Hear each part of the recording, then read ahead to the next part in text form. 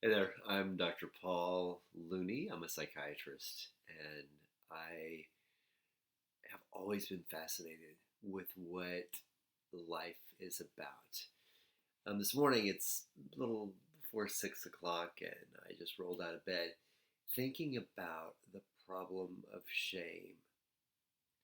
Shame is a universal experience.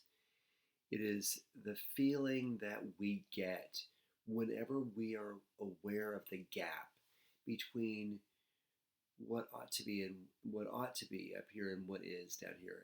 And the reality is that none of us is fully what we wish to be, whether it be our height, our weight, our appearance, our personality, our intelligence, our skill set, our expertise.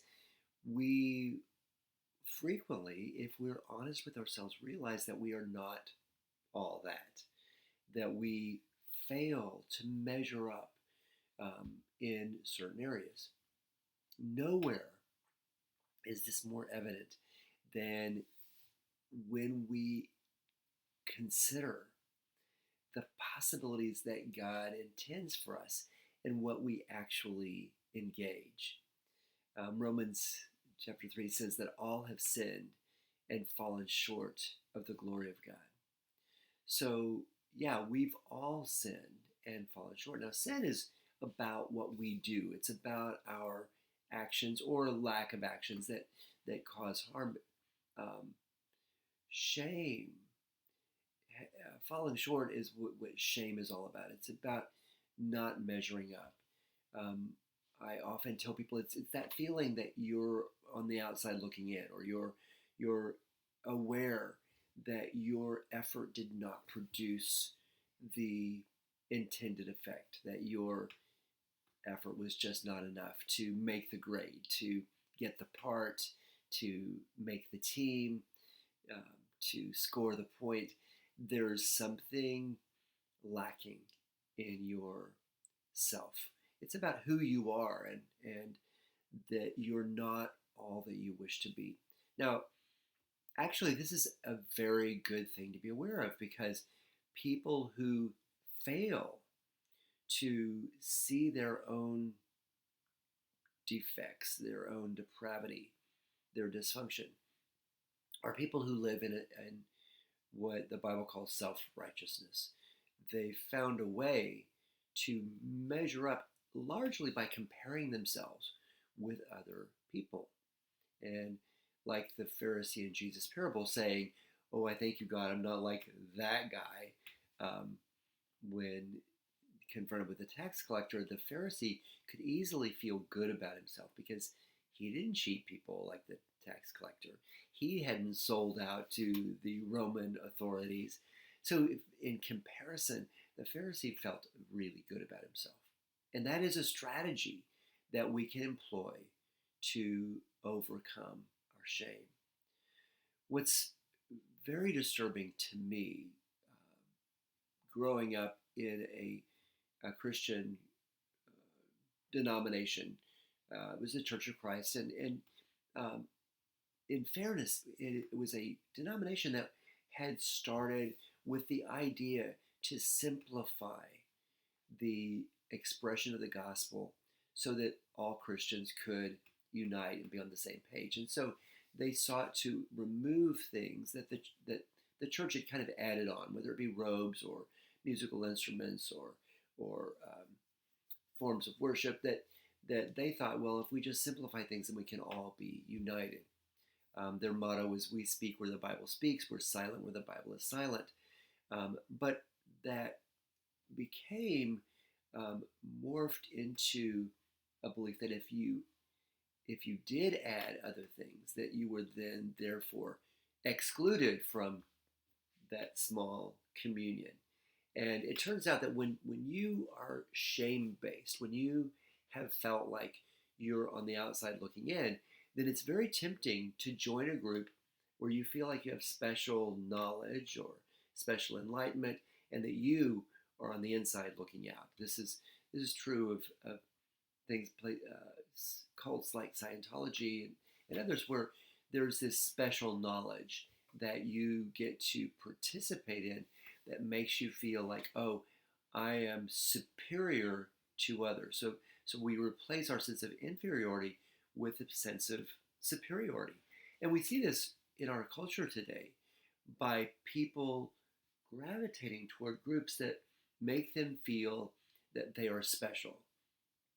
And if you think about the LGBTQ plus um, movement, if you will, that becoming a part of that gives an individual a sense that they are somehow special.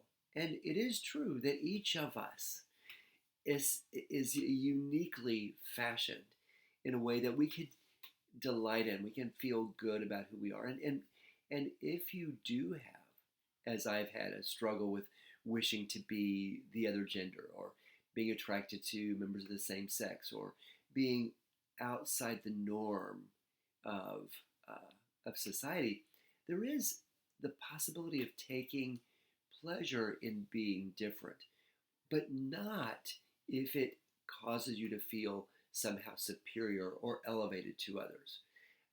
It's a struggle for all of us because we want to deal with our shame in a way that makes us feel we have control over it, and can easily then um, shed the shame that may be thrown on us by others by reminding them and ourselves that they're wrong and we're right. We're the enlightened ones. Shame is something that we first encounter in the Bible in the Garden of Eden when Adam and Eve ate from the tree of knowledge of good and evil. And the tree of knowledge of good and evil, I sometimes refer to as the tree of right and wrong, or the tree of judgment. And God says, no, no, no, no, don't eat of that tree. It will kill you. And it is true that eating of the tree of judgment, the tree of right and wrong, or the tree of the knowledge of good and evil, destroys intimacy. It causes us to think in terms of right and wrong, good, bad, better, best, um, evil, good, especially in relationships. We are tempted to think, is she right or is she wrong? Is he good or is he bad? Rather than seeing that we are all limited, we are all defective, we are all broken, and we all need redemption. Now, in the biblical account, the first thing Adam and Eve did was to sew fig leaves together and to cover the parts of their body, ironically, that were intended to bring them together, to connect them. They covered those parts up and felt that sense of alienation from God and from one another. And anything we do to try to cover up or compensate for our sense of shame is bound to create separation or division. It's bound to keep us from true intimacy. When I was a kid, I was very small. I was terrible at sports. I wanted to be a girl. And I tried to cover up my sense of brokenness and inadequacy by throwing myself into academics and art, being pleasing in every way I could be to distract myself from that sense of brokenness and inadequacy. And it worked to some degree. It actually created some value in terms of my academic and artistic endeavors and accolades that I got from that. But it didn't solve the fundamental problem, which was a feeling that I didn't measure up, that I wasn't enough as a little boy, as a masculine being. And so for many years, I lived in that sense, that deep sense of alienation from my own soul. And it wasn't until I grew in my faith and was able to share that struggle with others that I began to start finding some acceptance in the face of my brokenness, finding acceptance in the face of my accolades, in the face of my artistic or academic pursuits, being a good little boy.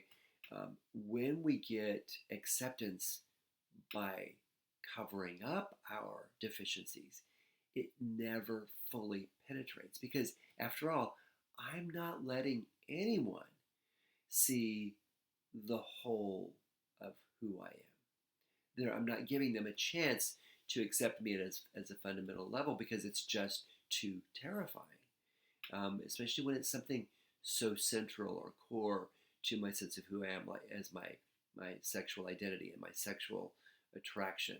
And so as I began then to step away from my fear and to take off the fig leaves, so to speak, then there was a chance that people could love me as I am and show acceptance and favor to me.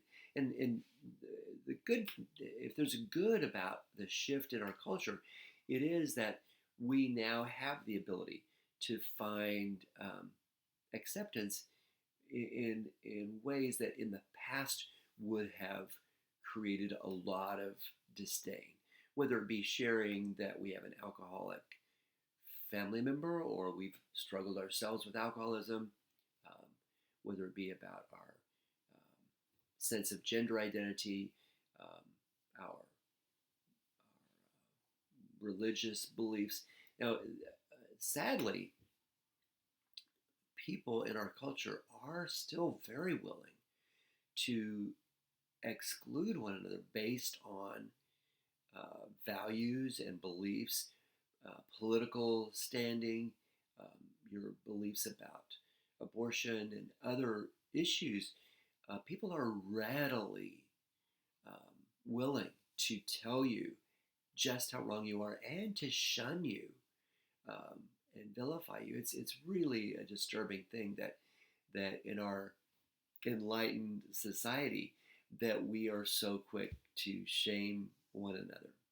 Well, Adam and Eve's maneuvers in the garden to cover up, to withdraw and hide out, to judge or blame, to justify or excuse, all of those maneuvers, and you can watch my other YouTube video on shed shame, all those maneuvers came to nothing because our brokenness, that falling short of the glory of God, being less than we were created to be, is a problem we cannot fix.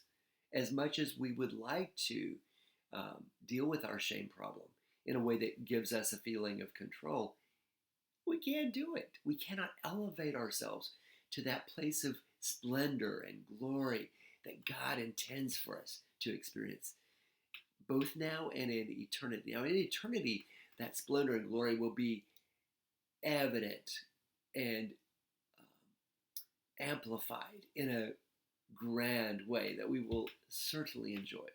But even now, we can experience a taste of that glory in belonging.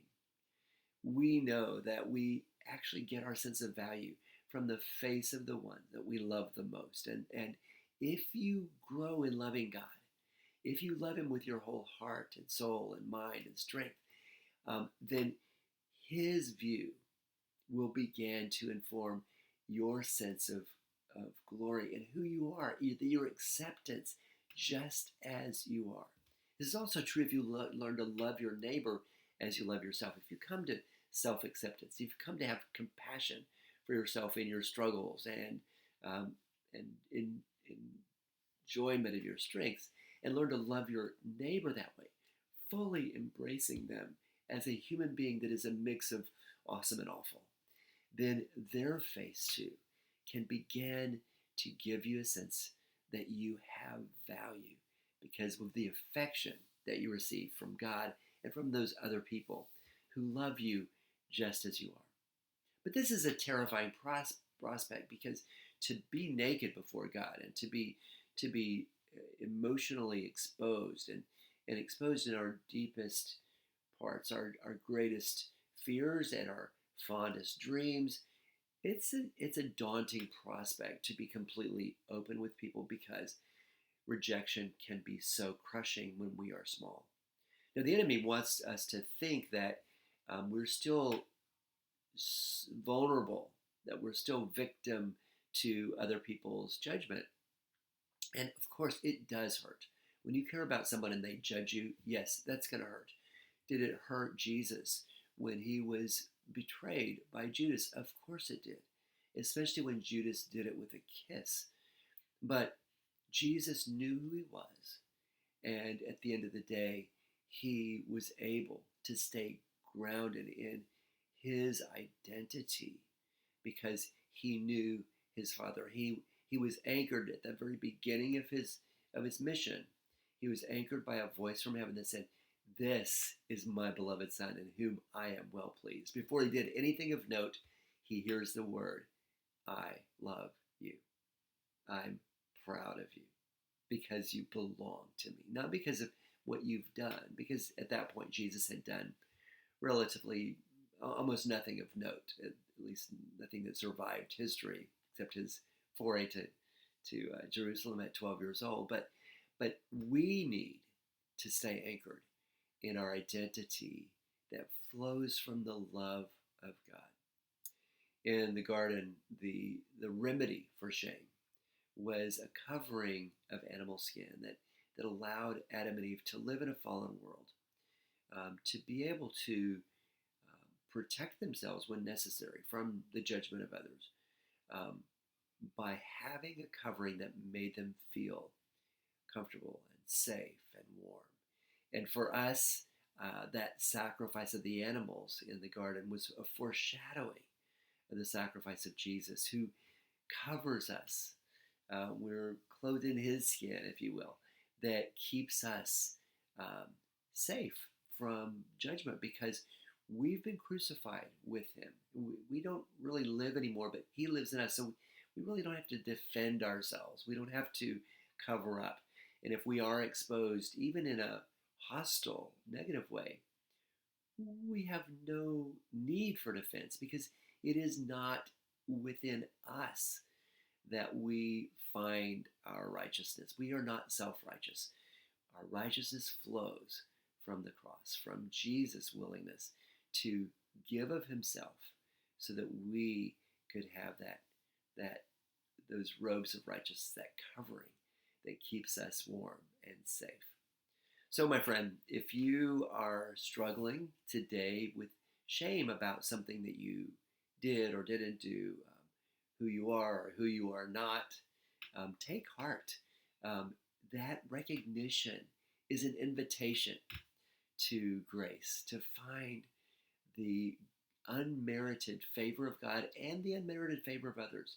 It's when my wife loves me at my worst that I find grace the most powerful in a relationship and enjoy most her love and affection in those moments when I deserve it least.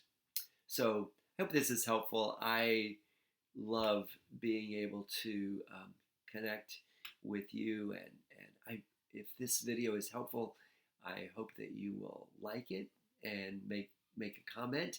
And if you haven't subscribed to my channel, it helps others find this content that I pray is helpful to you. Have a blessed day. I love you.